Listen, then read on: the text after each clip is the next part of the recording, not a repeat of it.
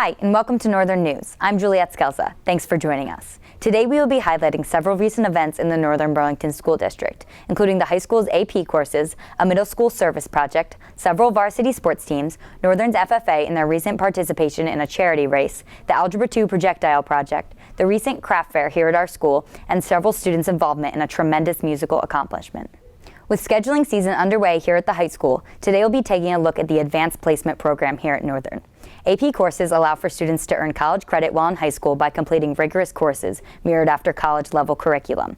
Derek Hubbard is in the field with more. In 2016, over 2.6 million students across the country enrolled in AP classes. Many Northern Burlington students enroll in these classes. AP classes are designed so students can receive college credit for classes taken in high school. Over 71% of Northern students that took an AP exam passed with a 3 or above on at least one exam. The AP exam is administered in May.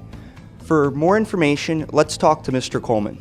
So Mr. Coleman, how big of a difference do you think there is between AP classes and non-AP classes? Well, I do think that overall we're trying to instill certain thinking and communication skills in all our classes, no matter what level you're doing. So I think on one level, there's not a huge difference. There's a lot of similarities, and you would see things in common as you went from an AP to an honors to a college prep class. But certainly with the AP classes, we do have to get into more depth with it to meet the curriculum that's set by the College Board. So it's going to be challenging. So some students are afraid of taking AP classes because they think it might hurt their GPA. What do you have to say to them?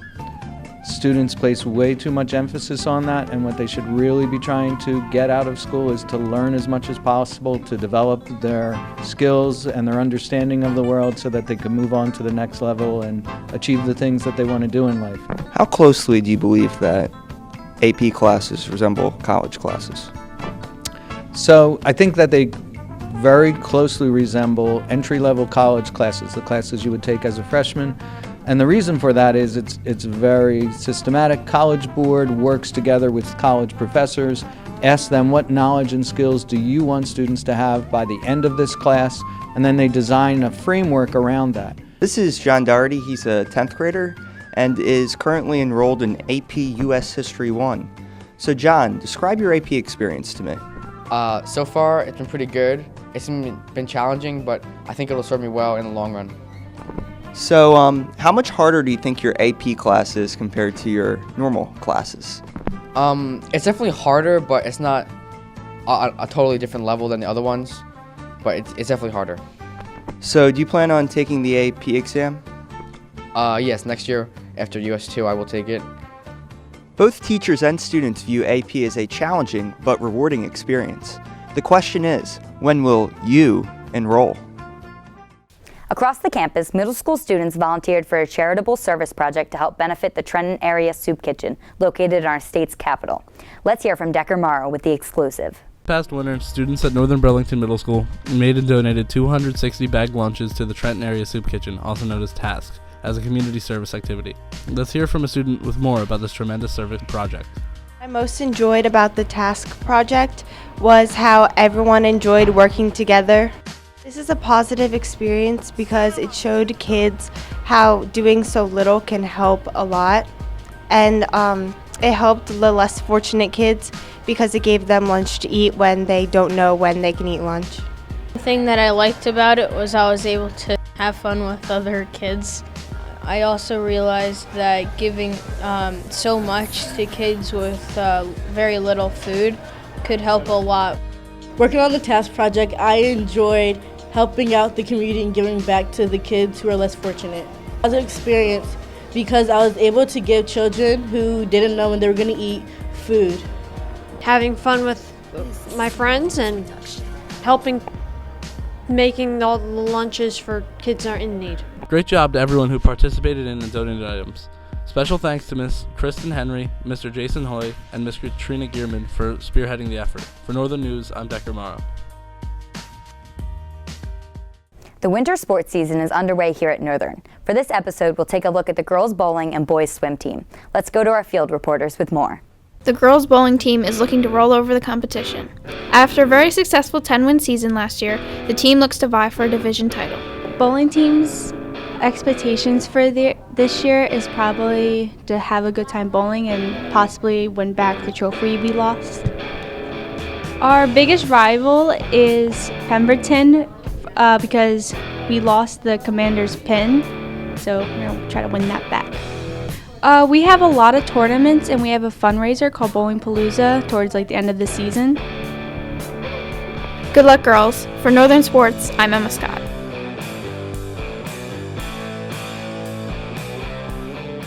Northern's boys varsity swim team dives in the pool this winter with high expectations.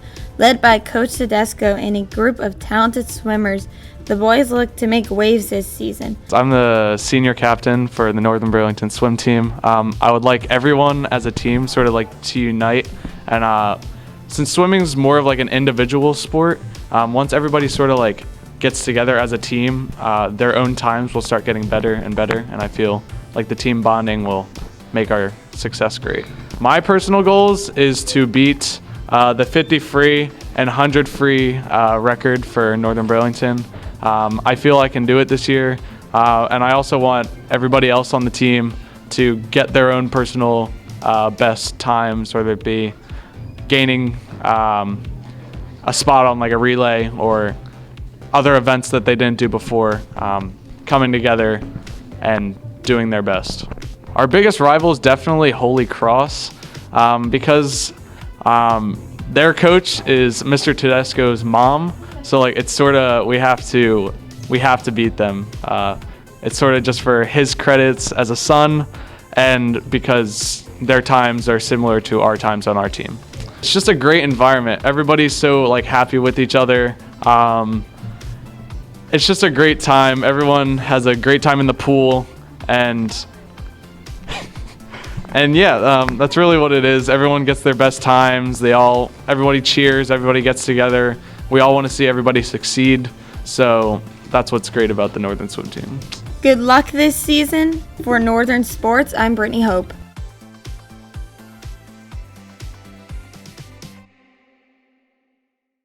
In agricultural news, several members of Northern's FFA recently participated in a 5K race to benefit the New Jersey FFA. Let's take a closer look.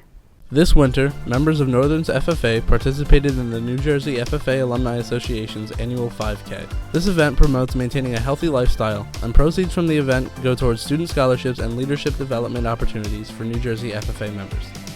The FFA Alumni 5K was a 5K fundraiser to raise money for the New Jersey FFA Alumni Association, which is a huge sponsor of the New Jersey FFA Association.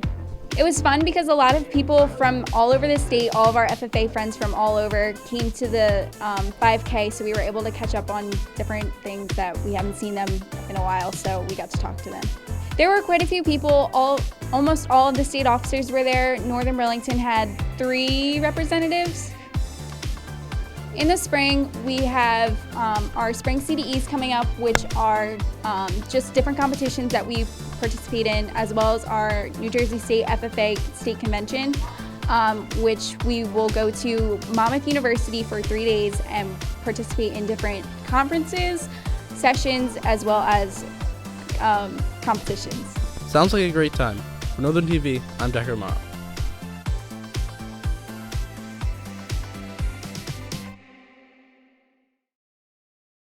This episode's Spotlight Story is about a unique learning activity that our high school math students participate in every year. Let's hear from our field reporter, Decker Morrow, with more. Honors Algebra 2 students recently spent a few days applying their knowledge of quadratic functions to projectile motion. Working in groups, students built a device to launch a projectile at least 10 feet straight up. They took videos of their projectiles using their phones and were able to determine the initial velocity of their projectile. Then they completed a variety of tasks to demonstrate their understanding of quadratic equations. I enjoyed the hands-on aspect of it, getting to actually see what we're learning in action. Kind of laid things out visually and helped see what we were actually learning and helped grasp the concept a little bit easier. I think everyone enjoyed it when we went out and launched our projects. It was really cool seeing everyone's what everyone came up with, and I think everyone had a good time. Sounds like an exciting project. For Northern TV, I'm Decker Morrow.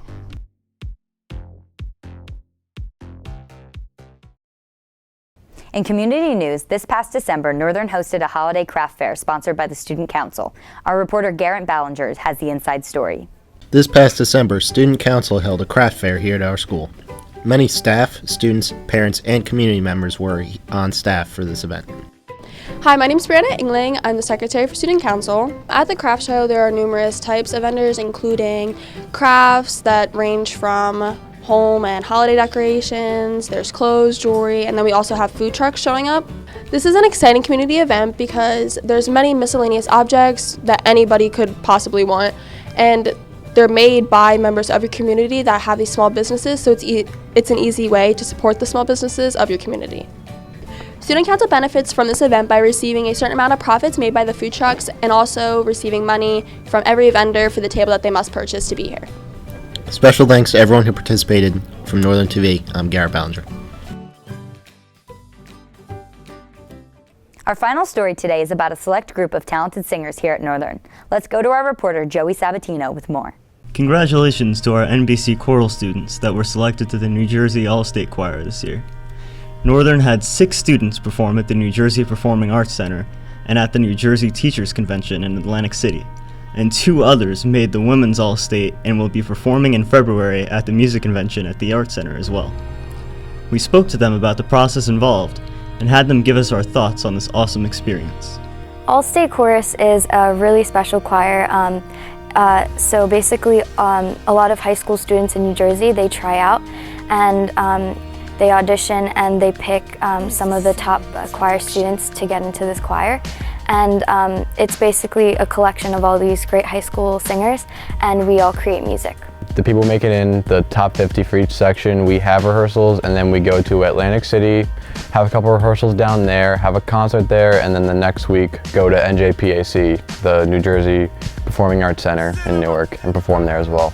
You get together with a large group of really talented singers, and you practice for a few times, and then you sing at the Allstate concert. You just perform the stuff that's given to you in front of 3 judges. They have their backs turned to you, so you don't feel as stressed as you normally would. And we sing 3 scales, a high scale, a low scale, and a chromatic scale. There's a solo and there's a quintet, and you have to memorize everything. And also there's tonal memory, which is they play you like a line of music and they give you the sheet music to it and you sing it back to them. I prepared by memorizing the materials we needed to perform for the audition, and I also practiced scales that were required.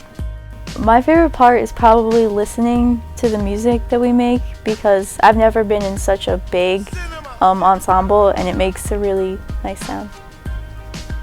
You're surrounded by a lot of people who all share the same interest in music as you, and you get to make a lot of friends, and you really hold on to those friends forever. It was really nice to meet a lot of different people, and I liked listening to the really nice music and the sounds that we were all making together. My favorite part was probably meeting all the different people. It was pretty awesome. They were all really nice, and they all pretty much were inspired by music just like me, and they were all really talented. I find this kind of beauty in music that a lot of people just kind of don't see. They see it as kind of boring. But to me, it feels like I'm being taken away to another place. And it's new, it's magical, it's fun every time. Great job, everyone, and a special thanks to our school district for supporting them and providing them with the financial resources to go on these amazing trips. From Northern TV, I'm Joey Sabatino. That wraps up this episode of Northern News. For more information, be sure to look us up on YouTube and follow us on Twitter. You can also check out our district webpage at www.nburlington.com. Thanks for joining us.